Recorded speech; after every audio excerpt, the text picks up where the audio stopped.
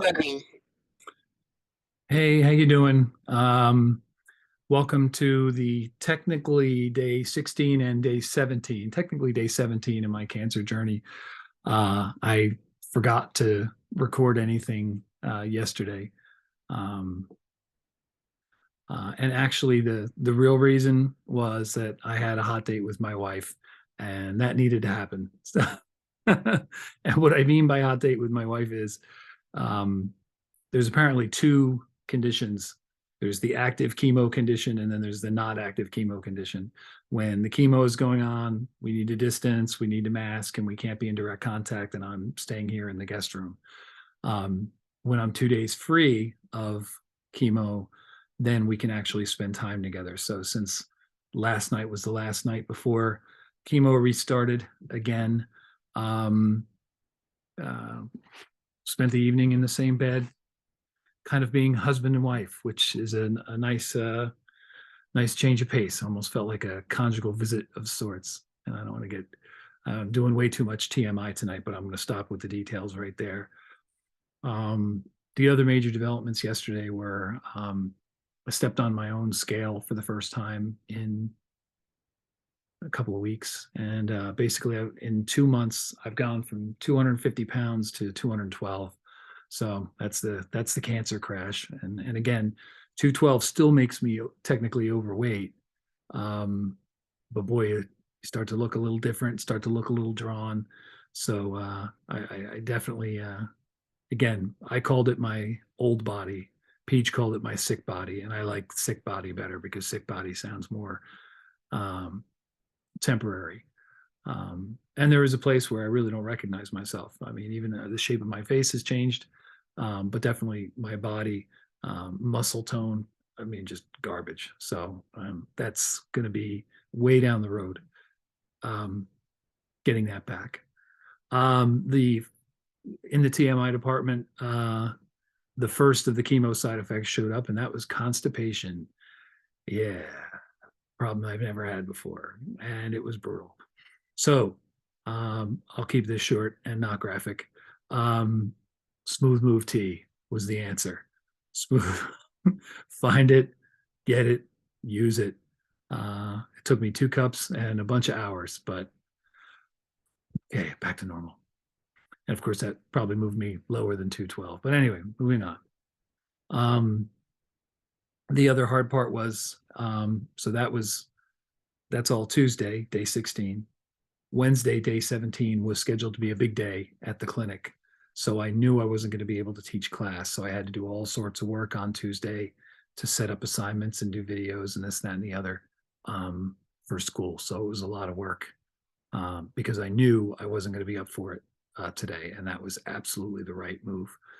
We didn't even get out of the hospital, get a clinic appointment at 8 o'clock, and we didn't leave until 5:30. So it was a big day. There was a lot of things going on. Terrible draw. I just about passed out because they couldn't find my veins are rolling. You know, I went from being a good draw to being a garbage draw in 2 months and about 200, 200 draws. I had a 4 hour infusion, so I had to sit there for 4 hours while they were pushing something into me. I should really get the details on these things.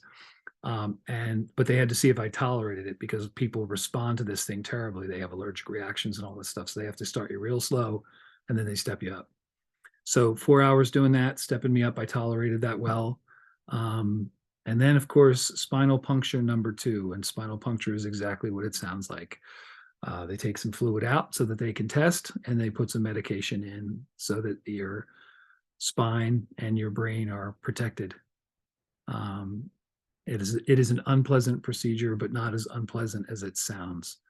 And I call it 20 seconds of suck because it really when you're first getting the injections and all that stuff, it really kind of sucks. After that, it's tolerable.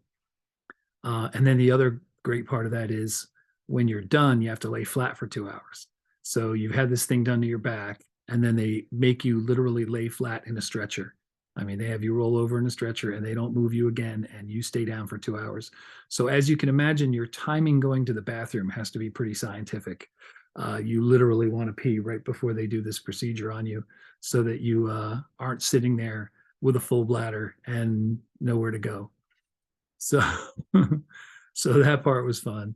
Um, by the time we got back from all this stuff, from the chemo and the puncture and the bad draw and all this kind of stuff, man, I just hit the couch and I stayed there. I think I hit the couch at um, 6 and didn't get off of it until 11, and that was okay because after a spinal puncture, they want you to keep your back immobilized and they don't want you doing anything.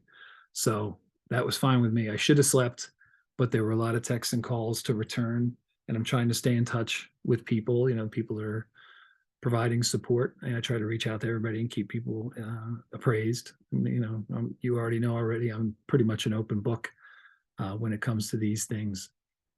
So we're back on chemo process now. So my wife is upstairs and I'm down here. Uh, it's almost like living separated, but not. But it really wasn't. It really isn't like that. Tomorrow's a day of rest. No hospital. I have work to do. I have school work to do. I have other things I need to do, and I will take them in stride because I'm back at the hospital on Friday. So Thursday needs to be primarily, first and foremost, a day of rest. And of course, we're in the chemo rules now. So now I have to isolate a lot more, not just at night, but Paige and I need to keep our distance from each other. And that's how it's going to be for the next couple days, maybe into the next week. And then that wraps up cycle 1 of chemo. And then on the 15th, which will be almost 2 weeks from now, week and a half from now, I go back inpatient for 3 to 4 days, and that's for round 2 of chemo. But before that, they'll reassess and they'll see how it worked. So the good news is I feel better each day, feel stronger each day. I'm able to do things more independent. So hopefully I'm less of a burden on PJ, just the idea of being able to get dressed myself, to shower, simple things that you don't even think about until you lose them. The more independent that I can be, the less of a burden that I feel like I am, and also the better health I feel like I'm in. So that's really what the battle is. So that's kind of where we are. So the best thing I can do is sleep, rest, put an hour in here and there on work and pushing things forward that I can push forward. And because the weather's starting to turn, I may actually be able to have visitors, even if I'm just sitting out on the porch with them. So that would be nice. It's been a couple of weeks of isolation mode where I only talk to people on the phone and texting and all that kind of stuff. There's something really nice about seeing people in person. And I think I'm getting a prayer blanket delivered to me from these very sweet ladies who don't even know who I am. But I did want to get it so that I could express my thanks to them. And believe me, I'll take the prayers anywhere I can get them, any denomination, anything. It's a beggars can't be choosers situation. So that's how that's going to work. So this was a long one because it was 2 days. But anyway, the adventure continues tomorrow with a day of rest, and then Friday there'll be some exciting stuff. Not a big day, but today was the big day. And we'll take it from there. So till next time, take care. Pleasure talking to you as always. And we'll see how it goes. Catch up with you tomorrow.